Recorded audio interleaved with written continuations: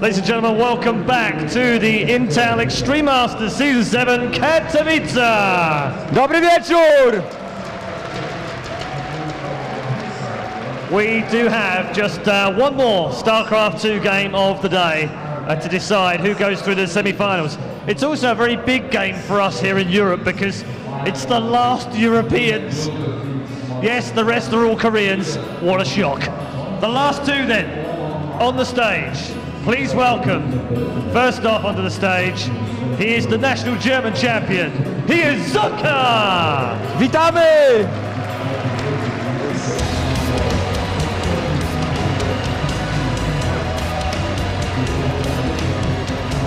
And he goes head-to-head with our second last hope in Europe, sort of Europe. It is the one and only Kaz!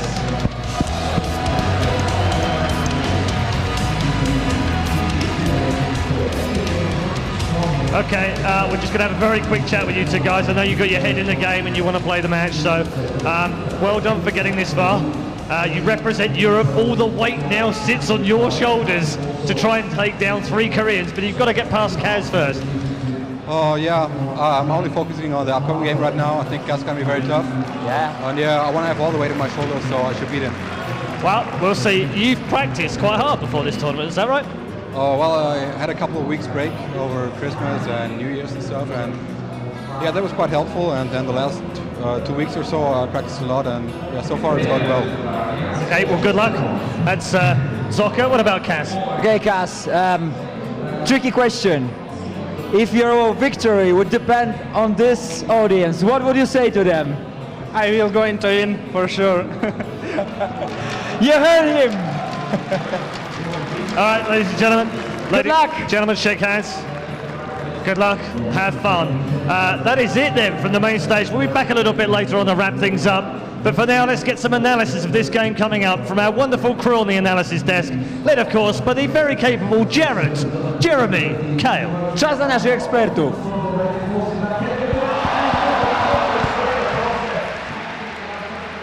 Go ahead. All right, we are ready for our last series of the day. Alternate Attack Socke, Empire Kaz, another PVT, the last 2 non-Koreans in the tournament. I'm super excited. Yes, so am I. Kaz, Destroyer of the Worlds, the Macro Monster. Is that a new nickname, or is that? I've heard it for a long time for Kaz. Okay, well, that's my Destroyer of the first time, Worlds. and I really like it. Yeah, it's really cool. We need to find a nickname for Socke. Empire Kaz. The Destroyer of Worlds with Destroyer the of biggest Worlds. smile I've ever seen constantly. He is so excited to play those games, Yeah. man. He's like, he was giggling. Isn't there some quote about the devil coming with a big smile or something like that? I didn't read that book. I'm sorry. Did you just say that Kaz is a devil? Maybe. Well, the the first Devil Terran is Demos team already. Oh, really? The So Devil Kaz- Terran? Yeah, Devil Terran. That's that his Kaz? nickname. No, Demos team. Oh, Oh, the Muslim. Oh. Oh, he's such a nice guy, too. All right, Daybreak's our first map. Yep. PVT. Probably see more macro-oriented play. I'm really interested to see what Kaz chooses for his builds. When we saw him against Lucifron, they both had extremely good mechanics, good map presence, good scouting, but Kaz's builds were just better. And I'm really curious to see if that's going to be the case here as well. I have a pretty good idea. I know we're going to see command centers made left and right, and Yes. some big macro out of Kaz. I think I'm more interested in what Socke, how Socke would choose to counter that. We saw him play against Yoda before, and Socke, we didn't see him play today, actually. He was already qualified for those quarterfinals, Yeah. so Kaz... And why was he qualified for the quarterfinals? Because yesterday, if you didn't see the group stages, he was the second best performing player, dropping only 2 maps and not a single match, going 10-2, crushing everyone. Yep. Dominantly. And this was very impressive, but today, Kaz 3-0ing Lucifron. Yeah. Yeah. But, you know, Socke took out Yoda yesterday, and we saw how strong he is versus Protoss. Are we going to go like this? Back and forth? Maybe. Okay. All right. The players are getting ready. I'm getting ready to watch this game and sleep for 12 hours, man, so I can come back tomorrow and have my brain back. Can't wait. We're going to go to the casters. Have fun.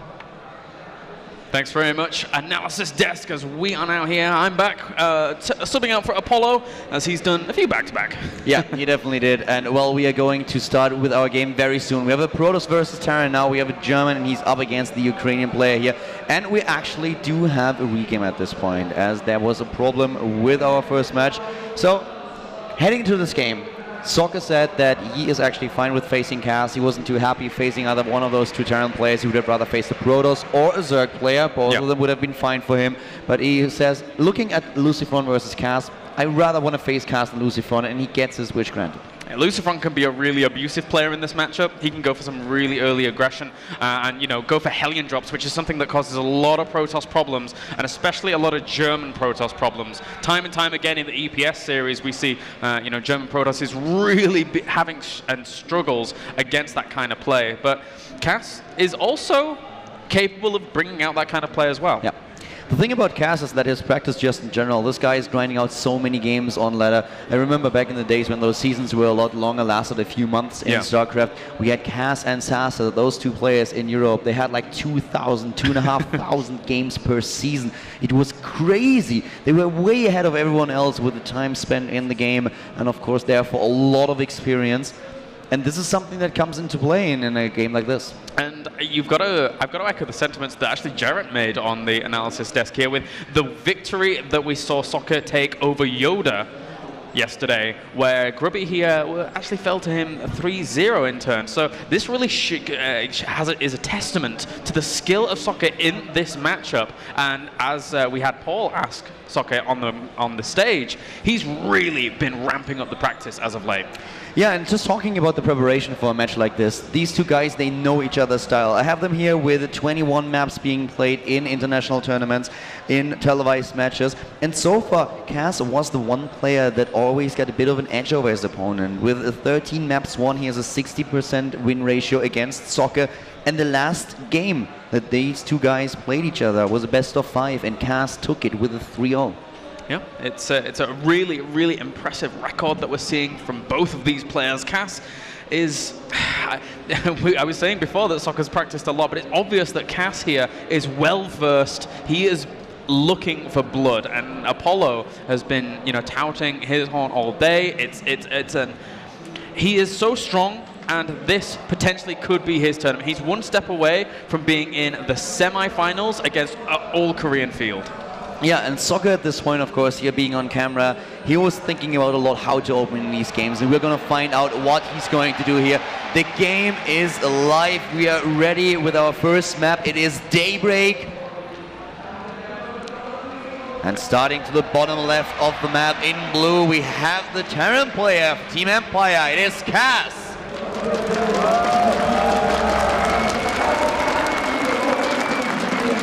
Spawning up to the top right-hand corner here, as are Red Protoss. One foreigner will advance to the semi-finals. It might be him. Give it up for Etienne Socke.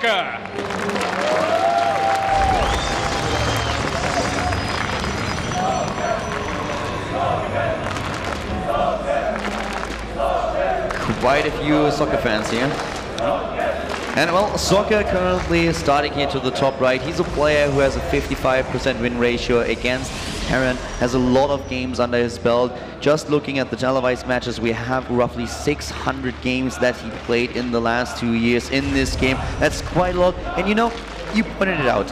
Against Yoda, he took the win with a 2-1, and he also won against the other Terran player that he faced in this tournament. He had no problem whatsoever defeating Dicestar. Yeah. I wouldn't be surprised if we saw Socke actually go for something very, very similar to what we saw against Yoda on a map like this, in the form of that 6-gate aggression. Because depending on where you actually place your bunkers, there's only so much coverage you can get, and something that we really kind of honed in on yesterday is the fact that if you go very, very Stalker heavy, again, there's only so much room that the Terran has to actually defend that kind of heavy DPS from range, most importantly. So normally you would say some kind of 6-gate with a lot of heavy Zealot composition, but that can be sort of counterintuitive if you're taking a lot of damage from the backlines as well. Yeah. And what we are expecting from Cass is, of course, a lot of a very economy-heavy play. I actually remember still back in the days when we had Dimaga and Cass facing each other quite often.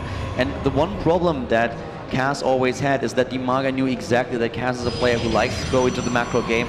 Dimaga, the same was true for Dimaga, but then Cass always opening up with those CC first with a very early expansion going to the third. Dimaga actually abused this fact by just going for 6 pulls, which was at that point of time not all that common. So Cass is sometimes a little bit predictable with how he plays, but the big problem is that he is such a solid player when it comes down to multitasking, when it comes down to his macro and his micro, that even if you know what kind of strategy he's executing, it's really difficult to stop him. Yeah, it is. It is. It's so solid, so well versed here, and that was the Empire Terrans all over. They had their one strategy. Ooh, okay. He sees the bunker.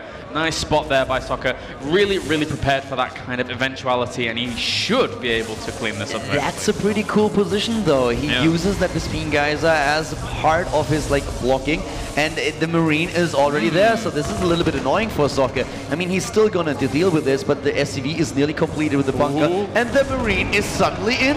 And this is really, really difficult for Socke right now. This is a position you don't want to be in. This is a lot of pressure. A very nice stifling play there from Cass. As, you know, this is not...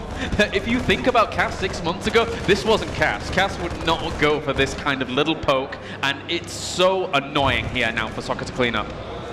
You know, I'm actually a little bit scared by Cass' picture to the bottom left. Look at that. He looks like a stone-cold killer, and that blue light is only emphasizing things, whereas Socke is looking a little bit more chilled out, I'd say. Yeah, he's a nice happy pink color here, doing all the right things, but at the same time, he needs to clean this up. You see Socke chrono boosting that Nexus down to the natural just to be able to get out as many probes there and continue on with that path of economy, but there we go. Socke cleans up, and Cass making that bunker, replacing it at home.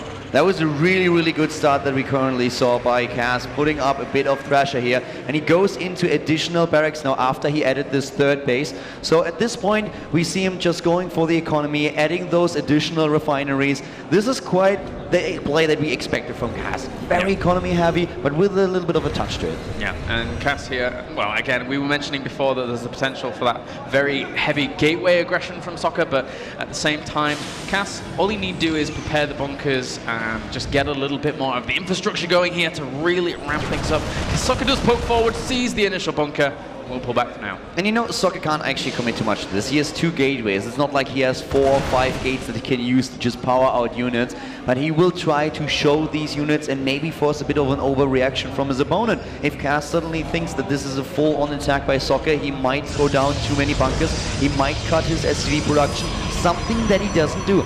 Triple SCVs still going strong for Cass, but he adds another bunker, and I like this. Better safe than sorry, and this second bunker, he can always salvage it. And Socke here, look at this, going for exactly what we predicted at the very, very start of the game. And again, this is all about space control. Socke here is going to gauge where his opponent's arm defenses are. He's going to gauge how many bunkers are at the front, and if he creates bunkers at the back, if it gets sniffed out. From that point on, he will then dedicate to either Zealots or Stalkers, depending on the composition and positioning of those bunkers. I'm really wondering if Cass is dropping a scan here, because so far he has no information, and this is typical for Cass. Scanning his opponent's base is something that he rarely does. He usually does really like to just get all this energy ready for the mules, and he doesn't know what's going on here. The second bunker is important for him, but right now, with how many gateways Socke gets, he needs a lot more than only 2 bunkers. That's not going to be enough. The stim is halfway done, but Socke knows about this timing, and he is trying to crush the defense of the Terran player before the upgrade is ready.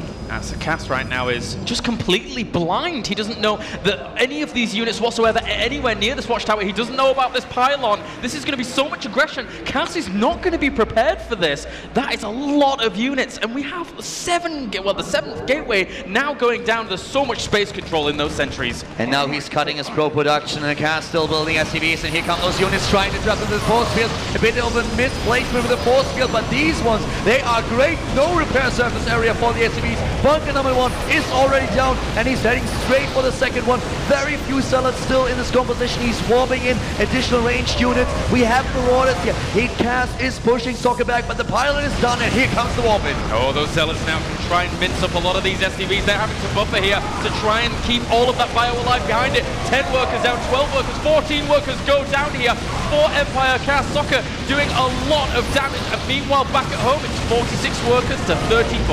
And still Socke fighting, he's pushing his opponent back. The German Viking is going for it. We have 4 additional zealots being walked in. Cass is being pressured and pressured. He lost a lot of SCVs already. He's relying on his mules at this point, but his base is under attack and he pulls the last SCVs off the mineral line. Yeah, this is looking very, very good here for the German as he's trying to take down the bunker down. It does get finished though, and the repair on it is very, very nice, but still 36 workers have gone down here for Empire Cast with more warpings coming along. Socke could quite easily even just go to the high ground here and warp in up there, but the bunker goes down. The rest of the units are dead. There's 2 Marauders and 1 Marine. Cat is in so much trouble. Cass is more than dead at this point. Such a huge army in his main base. 30 against 20 army supply. The SCVs once again trying to participate in this battle, trying to provide a bit of a buffer for those Marines, but there it is, the inevitable GG as Socke wins game number 1 against Cass. God, if you think about the architecture of Daybreak and how well a 6 or 7 gate push can actually work against Terran, it's so ridiculously strong. Unless Terran, say, really oversteps the mark and somehow finds a place where they can build a lot of bunkers across, it's really difficult. And a beautiful picture here. We have Socke talking to Grubby. They are both talking about the game, about what Cass did. You can really see that all these players have a very friendly relationship. They're talking to each other, giving each other advice, trying to find opportunities to take the next game. And this is, of course, especially true for those races that we have. Socke, a player that talks a lot to HasOps as well, and they are currently discussing what he can do in the next game. But the same is true for Cass. He wants to find an opening here. He's down a game already, but he does want to tie the series up and not fall behind 0-2. And we'll send it over to the analysis desk guys with Jarrett, QXE, and Todd. Pressure. Socke again continuing his domination, showing us the same kind of play he showed us yesterday. So clean, well executed. Yeah. Nice build. Very strong timing. Cass, in the games against Lucifron, like we kind of said earlier, he was favoring that fast 3 command center play. Does that against Socke, but Socke doing a very strong timing attack. This is a hard build to hold even if you're not going fast 3cc. With fast 3cc, unless you really see it coming, there's almost no way to hold it. Yeah, this is what Grubby may have done against Yoda and survived against the 3cc. Isn't that exactly what you were telling me in the Grubby Yoda game when Yoda went quick 3cc? Yes. And you had suggested this type of response, proper scaling. Exactly. Yep. And Socke showing us. And it's funny because Grubby's sitting there giving him advice. Maybe give him that exact piece of advice. That, don't do what I did, man. Don't do it. We can jump into the replay here and see exactly the situation here when Socke begins to attack. He's on 7 gates, so he's going to be able to warp units 7 by 7. Cass did not just go for 3 command center. He also did not scan ever. Yep. You see, he did not see any of the gates here. He didn't really scout into the main. He didn't really scout on the map. He had that 1 Marine there that kind of poked. And the thing about the 7 gate is once the bunkers are down, there's no way to hold it because you're never going to be able to produce as much as the Protoss player.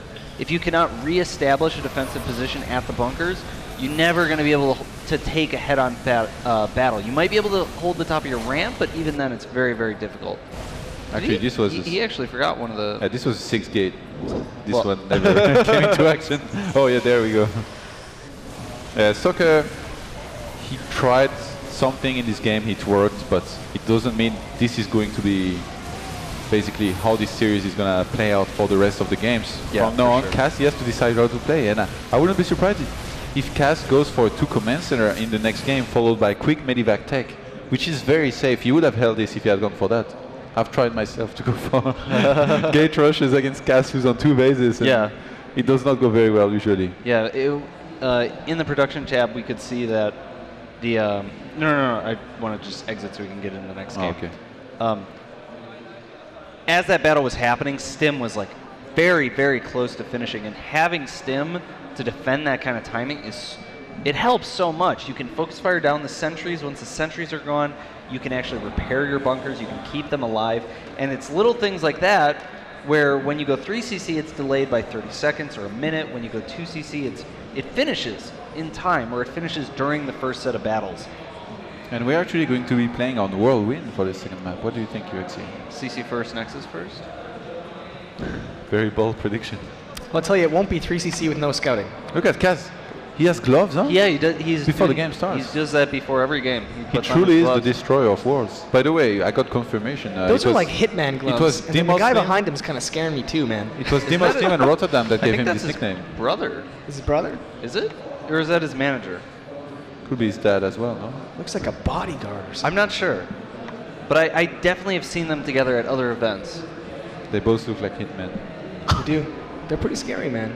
When he's smiling, he's a happy-looking guy. He takes that smile and you're like, oh, shit. All right. Well, next map's Whirlwind. The players are almost ready. The casters are ready. We're ready. All these Polish people are ready.